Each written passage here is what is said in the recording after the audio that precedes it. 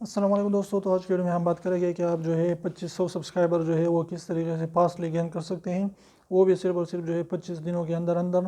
तो इसके लिए आपको जो है ये तरीका अप्लाई करना होगा। अगर आपने जो है आपकी वॉच टाइम कंप्लीट कर रखी है और आपकी जो है सब्सक्राइबर बेस कम है, तो आप इस तरीके को अप्लाई करके आप 2500 सब्सक्राइबर गेन कर सकते हैं, वो भी सिर्फ और सिर्फ 25 दिनों में। तो आपने क्या करना होगा कि आपने किसी भी जो भी आपके रिश्तेदार हैं उन सब के जो है सबसे पहले आपने एक बंदे से मोबाइल लेना होगा। उस पर वहाँ पर जो है आपने 10 जीमेल जो है वहाँ पर खोलने होंगे और उससे अपने चैनल को सब्सक्राइब करना होगा। इस तरीके से अगर आप दिन में जो है 10 लोगों से जो है 10 मोबाइल ले लें, उसमें जो है 10 जीमेल क्रिएट करें, तो वहाँ पर आपको 100 सब्सक्राइबर डेली के बेसिस पर मिलेंगे।